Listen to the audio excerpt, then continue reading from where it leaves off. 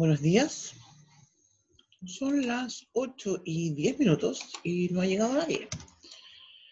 Me extraña que, según el correo, me informa que hay algunos estudiantes que llegaron 20 para las 8. Cuando la clase es a las 8, entonces... y ya después se fueron. Entonces, no sé. Yo voy a grabar lo que pensaba hacer hoy día. Hemos estado trabajando en temas de funciones, entonces había pensado hacer una clase dedicada a dar algunos ejemplos y repasar algunas de las propiedades que hemos estado viendo hasta ahora sobre las funciones. Entonces, voy a partir con lo que se llama la función lineal. La función lineal se caracteriza porque tiene una forma, ¿cierto? Vamos a escribir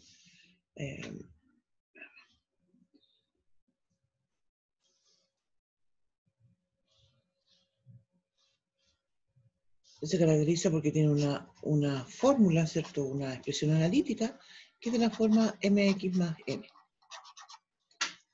Y entonces es muy común que esa m recibe el nombre, ¿cierto?, de pendiente. A todo esto, va a ser estrictamente, absolutamente estricta, en realidad, afín. Ese es un nombre más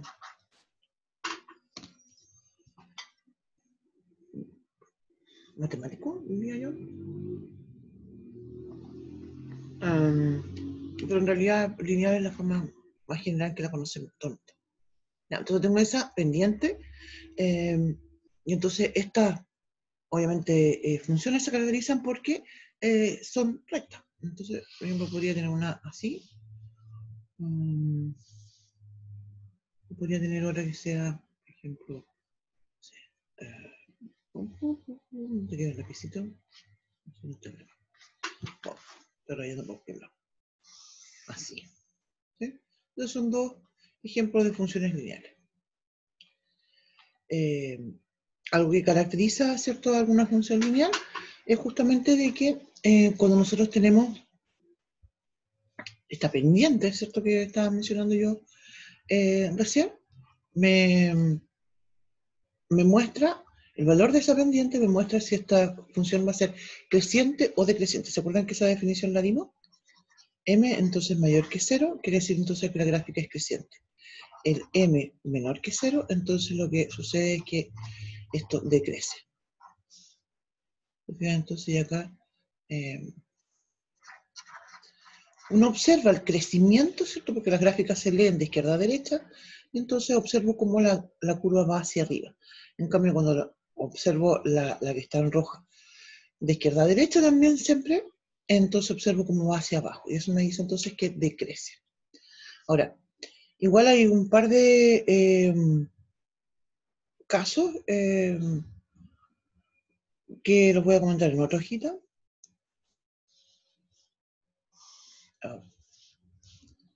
Por ejemplo, mira, cuando yo tengo, voy a hacer este mi eje. Voy a decir este mi eje X, este es mi eje Y, ¿cierto?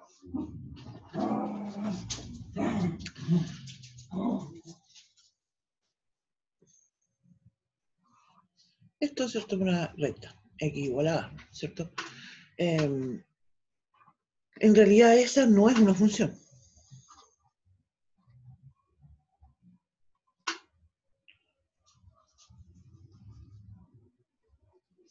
Otra sería, cuando escribimos así, Y igual a, un número B. Estas dos, ¿cierto?, en realidad son rectas que más que tratarlas como, o estudiarlas con profundidad, aparecen, sí, pero en un contexto, por ejemplo, de las asíntotas, que vamos a comentar enseguida. En un ratito más. Ya. Vamos con la función cuadrática. La función cuadrática tiene la forma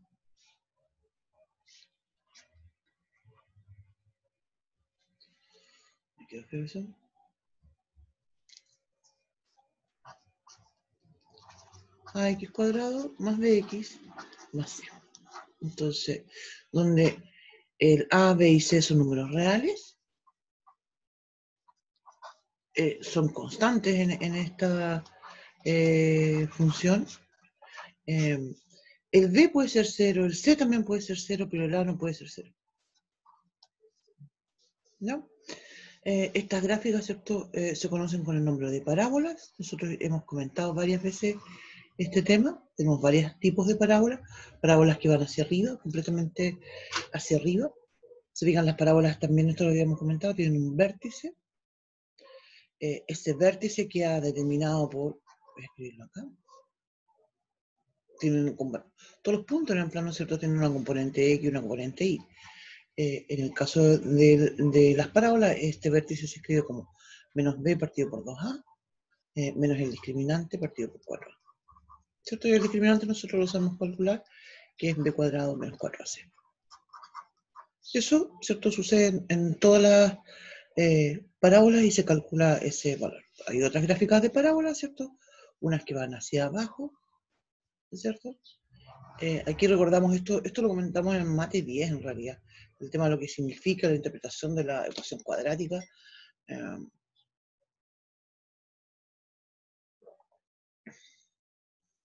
Mate 10, no, bueno, en la primera parte del curso, porque estuvimos resolviendo inecuaciones. Cuando nosotros decíamos que tenemos, pero en Mate 10 sí resolvimos ecuaciones cuadráticas, sí, bueno, esto fue inecuaciones, sí. Entonces, estos puntos que están aquí, ¿cierto? Que lo estoy marcando, donde corta la parábola, los ejes X corresponden a las soluciones de la ecuación cuadrática, ¿cierto? Eso. Hay algunos ejercicios resueltos con un poco más de explicación sobre este tema de la cuadrática. Vamos con la cúbica. La función cúbica, ¿cierto? Se conoce como, estamos hablando de algunas especiales, entonces f de x igual a x al cubo.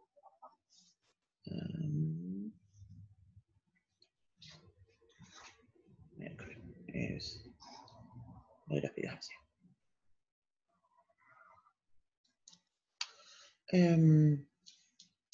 Comentar sobre esta que solamente analizamos esta x cubo, ¿cierto? Porque en realidad no podríamos hacer un análisis similar al que planteamos con la cuadrática, porque las cúbicas son demasiado complejas. No es que sean demasiado complejas, es que hay demasiados casos, ¿sí? En cambio, cuando hablamos de la ecuación cuadrática, básicamente tenemos una parábola que va hacia arriba y otra que va hacia abajo. A todo esto, disculpen que esto insisto que lo habíamos comentado ya en clase, pero igual lo voy a escribir. Va hacia arriba.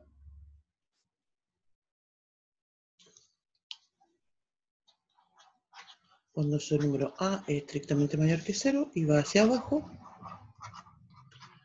Cuando ese A que conocemos es estrictamente menor que 0. ¿Sí? Se fijan, entonces tenemos esos dos casos.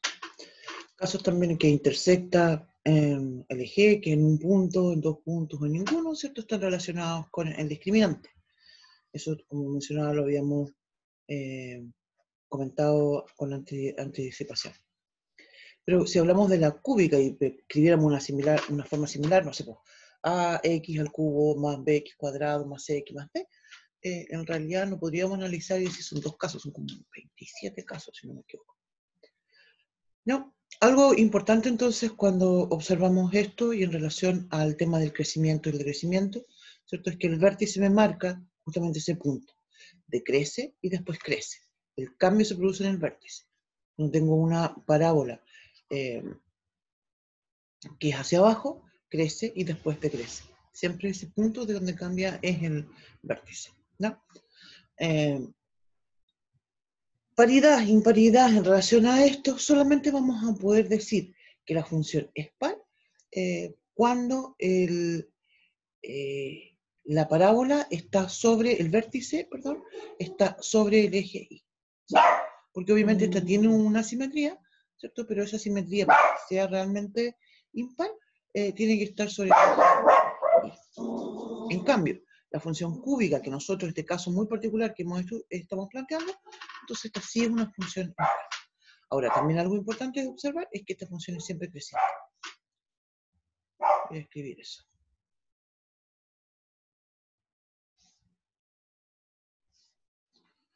Entonces voy a decir f es impar. ¿Se acuerdan cómo dijimos que lo íbamos a demostrar?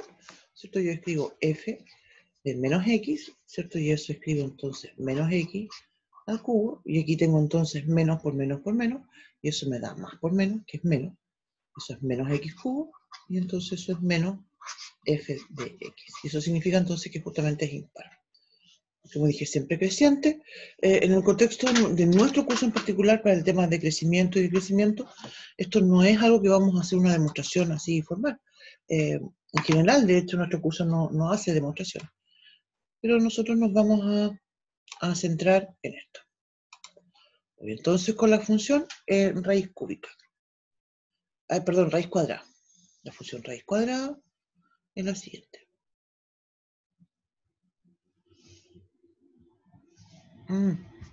Algo que no hemos estado comentando es el dominio del recorrido. Ya, en realidad es así la función. Y esto vamos a empezar a analizar ahora el dominio del recorrido. Su gráfica es así. Son, espérate, mira. Son las 8:21. Ya, entonces, vamos a terminar la clase. Yo les voy a dejar esto acá y lo continuamos la próxima semana si no tenemos problemas de tiempo. Y creo yo que no. Pero sí necesito que al menos alguna persona se aparezca en clase. Ok. Saludos.